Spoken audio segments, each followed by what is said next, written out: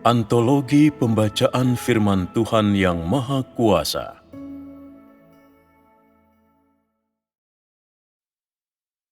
Tuhan itu sendiri, Tuhan yang unik 6. Kekudusan Tuhan ketiga. Kita baru saja berbicara tentang bagaimana iblis menggunakan pengetahuan untuk merusak manusia. Jadi selanjutnya, mari kita membicarakan tentang bagaimana iblis menggunakan sains untuk merusak manusia. Pertama, iblis menggunakan nama sains untuk memuaskan keingintahuan manusia, memuaskan keinginan manusia untuk meneliti sains dan menyelidiki misteri.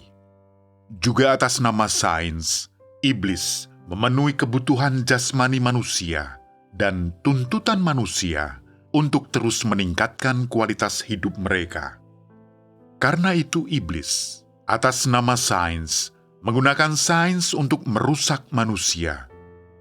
Apakah hanya pemikiran atau akal budi manusia yang dirusak iblis menggunakan cara sains ini? Di antara manusia, peristiwa, dan hal-hal di sekitar kita yang dapat kita lihat dan kita sentuh, iblis menggunakan sains untuk merusak apa lagi? Lingkungan alam. Engkau semua benar. Sepertinya engkau semua telah sangat dirugikan oleh ini dan juga sangat dipengaruhi olehnya. Selain menggunakan seluruh penemuan dan kesimpulan sains yang beraneka ragam untuk menipu manusia, iblis juga menggunakan sains sebagai sarana untuk melaksanakan penghancuran yang tak terkendalikan dan eksploitasi terhadap lingkungan hidup yang dianugerahkan kepada manusia oleh Tuhan. Ia melakukan hal ini dengan dalih bahwa jika manusia melakukan penelitian ilmiah, lingkungan hidup manusia akan menjadi semakin baik dan standar kehidupan manusia akan terus meningkat. Dan lebih jauh lagi, bahwa pengembangan ilmu pengetahuan dilakukan untuk memenuhi kebutuhan jasmani manusia dan kebutuhan lainnya yang terus bertambah setiap hari, agar dapat terus meningkatkan kualitas hidup mereka. Jika bukan karena alasan ini, lalu mengapa mengembangkan sains?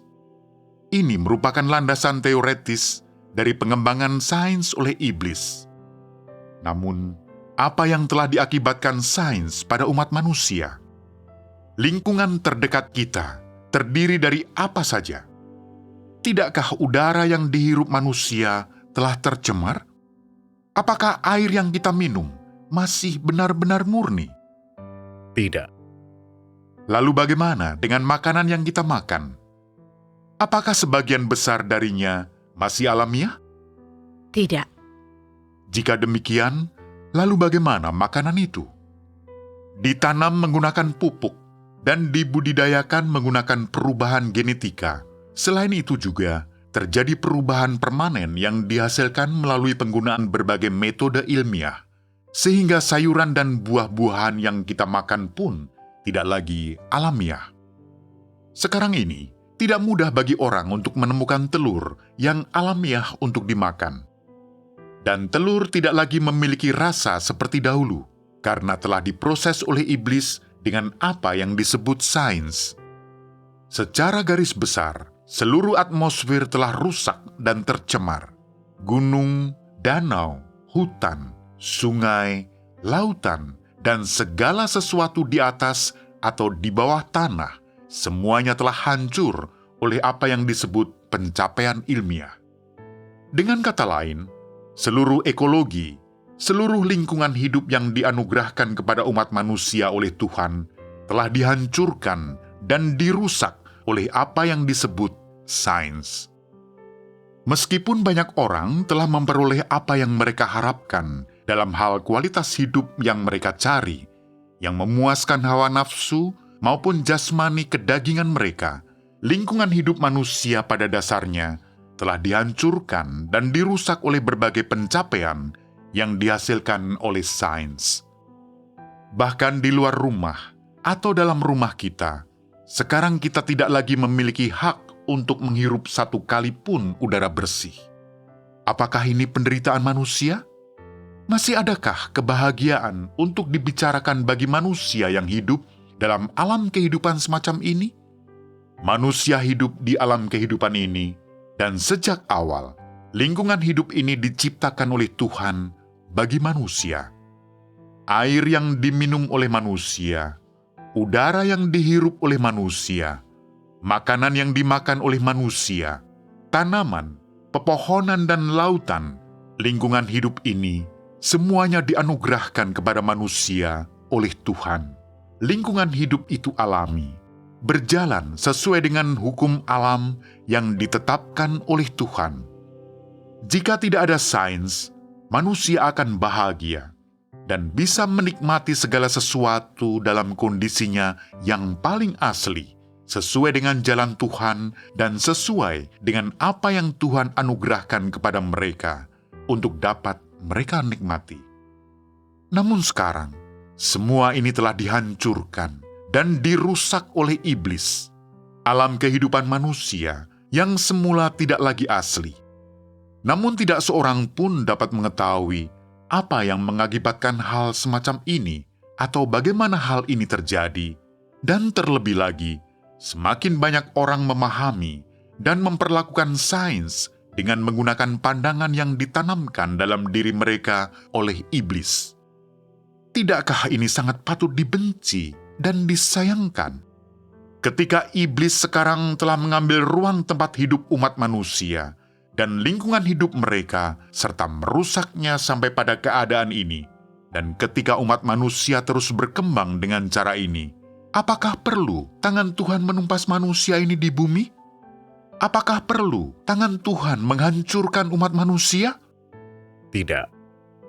Jika manusia terus berkembang seperti ini, apa yang akan terjadi? Kehancuran. Bagaimana umat manusia akan hancur?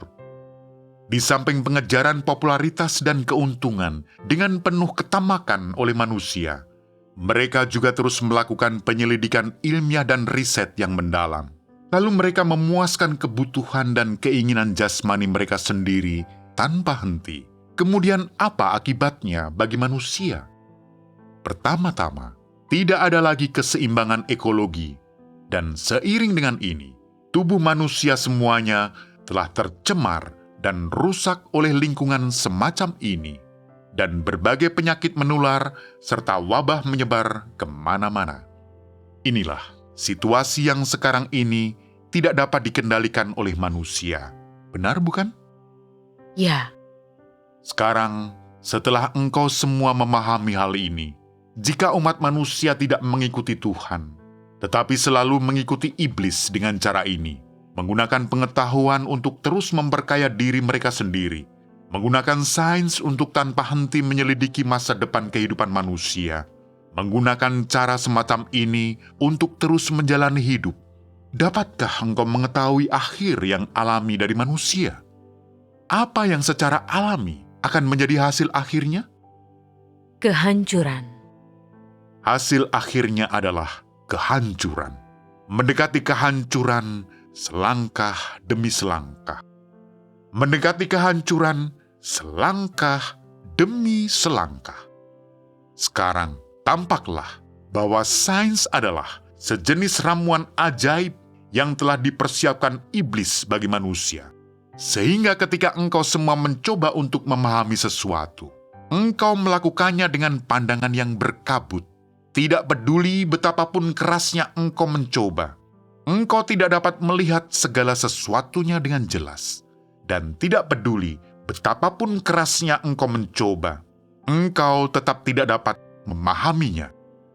Bagaimanapun, iblis masih menggunakan sains untuk membangkitkan minatmu dan untuk mengendalikanmu sepenuhnya, setapak demi setapak, menuju jurang maut dan menuju kematian.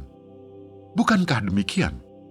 Ya, Inilah cara yang kedua. Apa cara yang ketiga? Cara ketiga adalah bagaimana iblis menggunakan budaya tradisional untuk merusak manusia. Ada banyak kesamaan antara budaya tradisional dan tahayul. Hanya saja budaya tradisional memiliki kisah, kiasan, dan sumber-sumber tertentu. Iblis telah membuat dan menciptakan banyak cerita rakyat atau kisah-kisah dalam buku-buku sejarah, membuat manusia memiliki kesan yang mendalam terhadap tokoh-tokoh budaya tradisional atau tahayul. Ambillah sebagai contoh 8 dewa Tiongkok menyeberangi samudra, perjalanan ke barat, Kaisar Langit, Nesa menaklukkan Raja Naga, dan pentahbisan para dewa. Apakah kisah-kisah ini tidak berakar secara mendalam pada pikiran manusia? Bahkan jika beberapa dari engkau tidak mengetahui semua rinciannya, engkau masih mengetahui kisahnya secara umum. Dan isinya secara umum inilah yang melekat di hatimu dan dalam pikiranmu, dan engkau tidak dapat melupakannya. Inilah hal-hal yang telah disiapkan iblis bagi manusia sejak lama, dan ia telah menyebarluaskan berbagai gagasan atau legenda ini pada waktu yang berbeda-beda. Hal-hal ini secara langsung merusak dan mengikis jiwa manusia dan menempatkan manusia di bawah mantra demi mantra. Ini berarti bahwa begitu engkau telah menerima hal-hal yang berasal dari budaya tradisional, kisah-kisah tradisional atau tahayul, begitu semua ini tertanam dalam pikiranmu, begitu semua ini melekat dalam hatimu, itu akan menjadi seperti mantra. Engkau menjadi terjerat dan terpengaruh oleh budaya, pandangan, dan kisah-kisah tradisional ini. Mereka mempengaruhi kehidupanmu, pandanganmu tentang kehidupan, serta mempengaruhi pertimbanganmu terhadap segala sesuatu. Terlebih lagi, hal-hal tersebut mempengaruhi engkau dalam mengejar jalan hidup yang benar. Ini benar-benar sebuah mantra. Engkau mencoba, tetapi engkau tidak dapat melepaskannya. Engkau menebangnya, tetapi engkau tidak bisa merobohkannya. Engkau memukulnya, tetapi engkau tidak bisa mengalahkannya. Bukankah demikian? Ya. Lebih lanjut, setelah manusia tanpa sadar berada di bawah mantra semacam ini, mereka tanpa sadar mulai menyembah iblis, menumbuhkan citra iblis dalam hati mereka. Dengan kata lain, mereka menetapkan iblis sebagai idola mereka, sebuah objek yang mereka sembah dan kagumi. Bahkan mereka sampai menganggapnya sebagai Tuhan. Tanpa disadari, hal-hal ini berada dalam hati manusia dan mengendalikan perkataan serta perbuatan mereka. Selain itu, mula-mula engkau menganggap kisah-kisah dan legenda ini salah, tetapi kemudian engkau tanpa sadar mengakui keberadaan kisah-kisah ini, membuatnya menjadi tokoh-tokoh yang nyata, dan mengubahnya menjadi benda-benda yang sungguh-sungguh nyata. Tanpa engkau ketahui, di alam bawah sadarmu, engkau menerima gagasan dan keberadaan hal-hal ini. Di alam bawah sadarmu, engkau juga menerima setan, iblis, dan berhala ke dalam rumahmu dan ke dalam hatimu sendiri. Ini benar-benar sebuah mantra. Apakah engkau semua merasakan hal yang sama? Ya. Adakah di antara engkau semua yang telah membakar dupa dan menyembah Buddha? Ya. Jadi apa tujuan dari membakar dupa dan menyembah Buddha? Berdoa untuk kedamaian. Jika kau pikirkan hal itu sekarang, apakah konyol berdoa kepada iblis untuk meminta kedamaian? Apakah iblis membawa kedamaian? Tidak.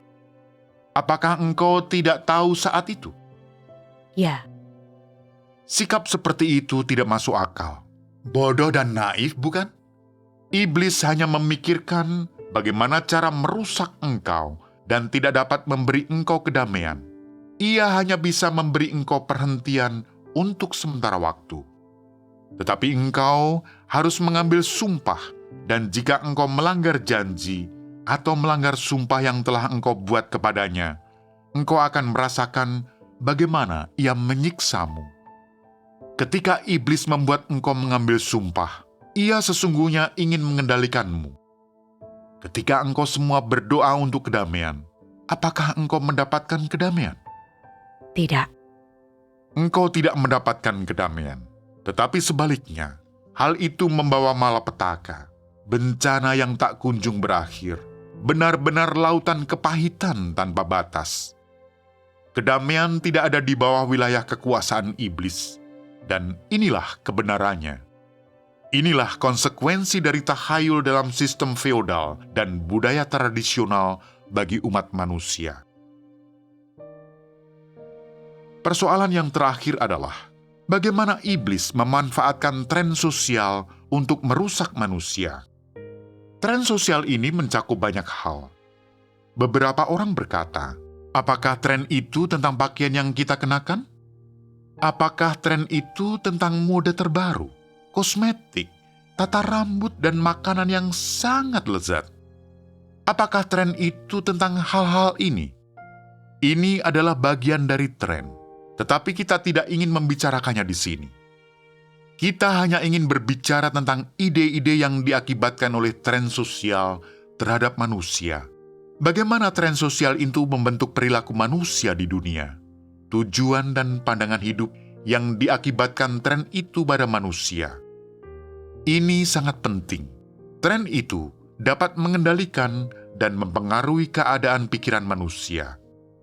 Satu demi satu, semua tren ini membawa pengaruh jahat yang terus-menerus merusak moral manusia, menyebabkan mereka terus kehilangan hati nurani, rasa kemanusiaan dan akal budi, serta semakin menurunkan moral dan kualitas karakter mereka. Sampai-sampai kita bahkan dapat mengatakan bahwa sebagian besar orang sekarang tidak memiliki kejujuran, tidak memiliki kemanusiaan. Demikian pula mereka tidak memiliki hati nurani, apalagi akal budi. Jadi, tren-tren apakah ini? Engkau tidak dapat melihat tren-tren ini dengan mata telanjang. Ketika timbul sebuah tren yang baru, mungkin hanya sejumlah kecil orang yang akan menjadi pelopor dari tren itu. Mereka mulai melakukan hal tertentu, menerima ide atau pandangan tertentu. Namun, di tengah ketidaksadaran mereka, sebagian besar orang masih terus terjangkit, terserap, dan tertarik oleh tren semacam ini. Hingga mereka semua dengan rela menerimanya, dan semuanya tenggelam di dalamnya, serta dikendalikan olehnya. Bagi manusia yang tidak memiliki tubuh dan pikiran yang sehat, yang tidak pernah mengetahui apa itu kebenaran, yang tidak dapat membedakan antara hal yang positif dan negatif, tren-tren semacam ini satu demi satu membuat mereka semua bersedia menerima tren-tren ini, pandangan hidup dan nilai-nilai yang berasal dari iblis ini. Mereka menerima apa yang iblis katakan kepada mereka tentang bagaimana menjalani kehidupan dan cara hidup yang iblis anugerahkan kepada mereka. Mereka tidak memiliki kekuatan. Mereka juga tidak memiliki kemampuan, apalagi kesadaran untuk menolak. Jadi, apa sesungguhnya tren-tren ini? Aku telah memilih sebuah contoh sederhana yang mungkin engkau semua pahami. Misalnya, dahulu orang menjalankan bisnis mereka dengan cara yang tidak menipu orang tua maupun muda, yang menjual barang dengan harga yang sama terlepas dari siapa yang membeli. Tidakkah ada sedikit hati nurani dan rasa kemanusiaan yang tersirat di sini? Ketika orang menggunakan keyakinan semacam ini dalam menjalankan bisnis mereka, hal itu menunjukkan bahwa mereka masih memiliki hati nurani dan rasa kemanusiaan pada waktu itu. Tetapi dengan adanya tuntutan manusia akan jumlah uang yang terus meningkat, manusia tanpa disadari mulai semakin mencintai uang, mencintai keuntungan, dan mencintai kesenangan. Jadi, apakah manusia mulai menganggap uang lebih penting? Ketika orang menganggap uang lebih penting, mereka tanpa sadar mengabaikan nama baik, reputasi, martabat, dan kejujuran mereka. Mereka mengabaikan semua hal ini, bukan? Jika engkau terlibat dalam bisnis, engkau melihat orang lain menggunakan pendekatan yang berbeda dan menggunakan berbagai cara untuk menipu orang dan menjadi kaya. Meskipun uang yang dihasilkan diperoleh secara tidak halal, Mereka menjadi semakin lama semakin kaya. Mereka terlibat dalam bisnis yang sama denganmu. Tetapi seluruh keluarga mereka menikmati kehidupan yang lebih baik dibanding engkau, dan engkau merasa tidak senang dan berkata, "Mengapa aku tidak bisa melakukan ini? Mengapa aku tidak bisa menghasilkan uang sebanyak mereka? Aku harus memikirkan cara untuk mendapatkan lebih banyak uang untuk membuat bisnisku berkembang." Engkau kemudian merenungkan hal ini. Menurut cara yang biasa dalam menghasilkan uang, tidak menipu orang tua maupun muda, dan menjual barang dengan harga yang sama kepada semua orang. Uang yang engkau hasilkan didasarkan pada hati nurani yang baik, tetapi hal itu tidak dapat membuat engkau cepat kaya. Namun karena dorongan untuk menghasilkan keuntungan, pemikiranmu mengalami perubahan secara bertahap. Selama terjadinya perubahan ini, prinsip-prinsip perilakumu juga mulai berubah. Ketika engkau pertama kali menipu seseorang, ketika engkau pertama kali mencurangi seseorang, engkau memiliki keraguan dan mengatakan, "Ini terakhir kalinya aku menipu seseorang, dan aku tidak akan melakukannya lagi. Aku tidak bisa menipu orang. Menipu orang hanya akan memberikan ganjaran yang setimpal dan membawa malapetaka kepadaku. Ini terakhir kalinya aku menipu seseorang, dan aku tidak akan melakukannya lagi." Ketika engkau pertama kali menipu seseorang, ada perasaan keberatan dalam hatimu. Inilah fungsi hati nurani manusia, untuk merasa berkeberatan dan menegurmu, sehingga timbul perasaan tidak wajar ketika engkau menipu seseorang. Tetapi, setelah engkau berhasil menipu seseorang, engkau melihat bahwa sekarang engkau memiliki lebih banyak uang daripada sebelumnya, dan engkau berpikir cara ini bisa sangat menguntungkan bagimu. Meskipun ada sedikit rasa sakit di hatimu, engkau seakan masih ingin mengucapkan selamat pada dirimu sendiri atas kesuksesanmu, dan engkau merasa sedikit puas dengan dirimu sendiri. Untuk pertama kalinya, engkau menyetujui perilakumu dan menyetujui kecuranganmu sendiri. Selanjutnya, begitu manusia tercemar oleh perbuatan menipu ini, hal tersebut sama dengan seseorang yang terlibat dalam perjudian dan kemudian menjadi penjudi.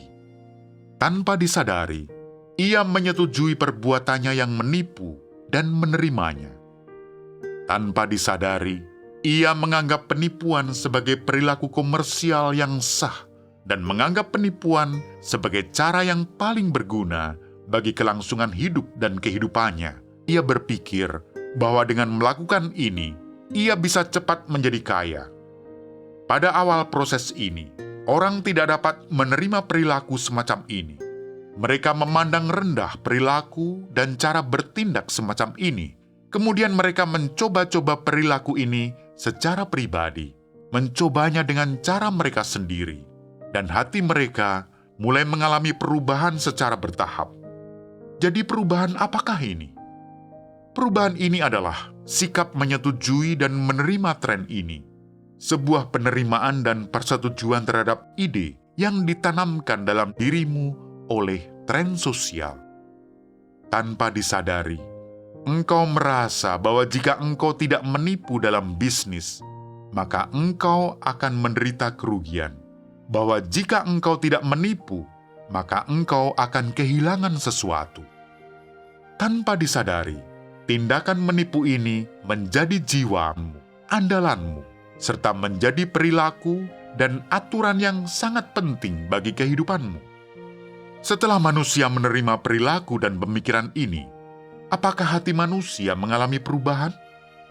Hatimu telah berubah. Jadi apakah integritasmu telah berubah?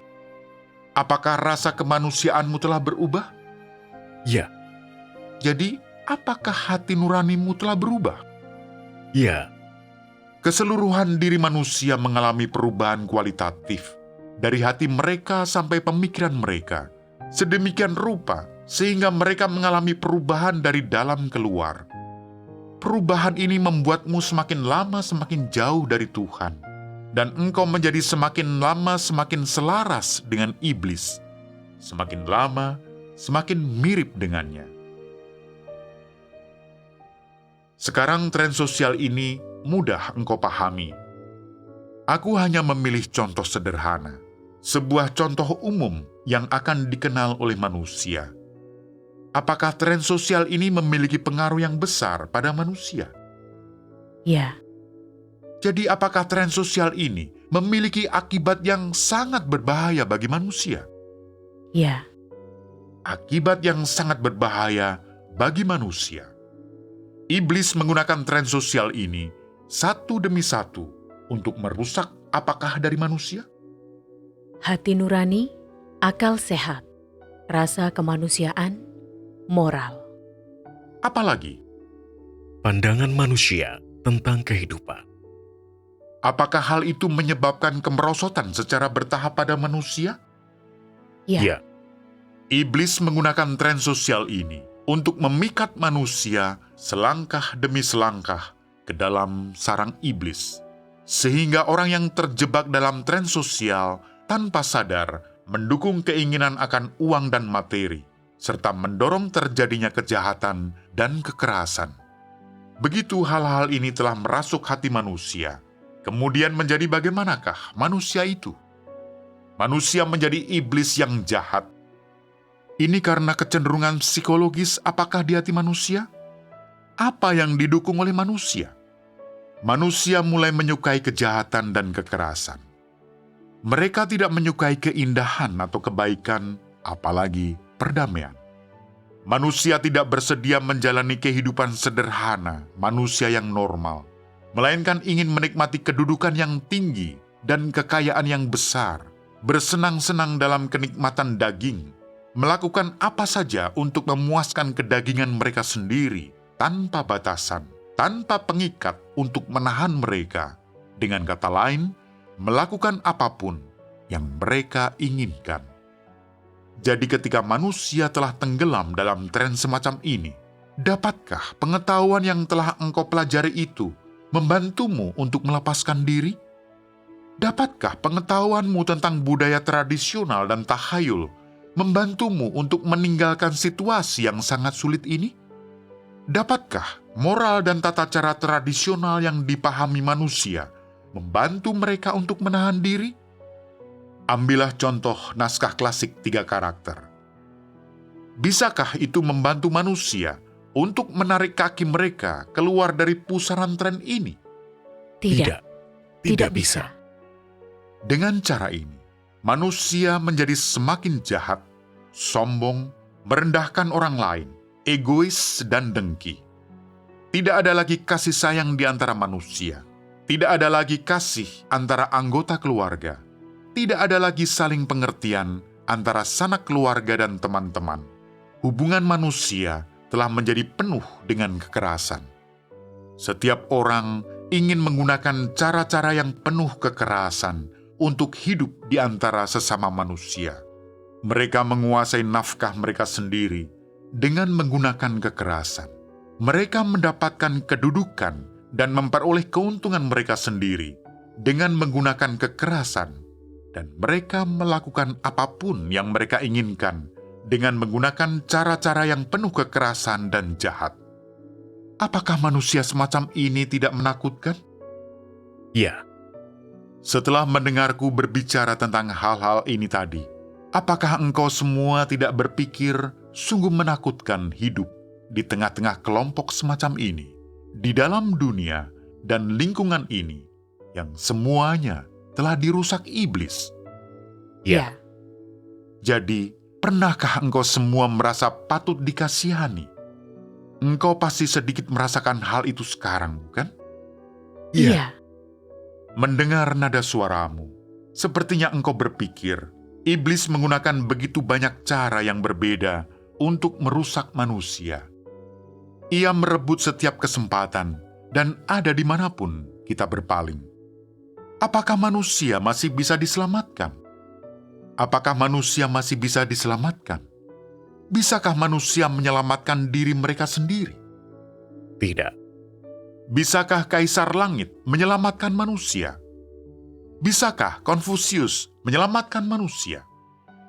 Bisakah Guanyin Bodhisattva menyelamatkan manusia? tidak. Jadi, siapa yang bisa menyelamatkan manusia? Tuhan. Namun dalam hati mereka, beberapa orang akan mengajukan pertanyaan seperti ini.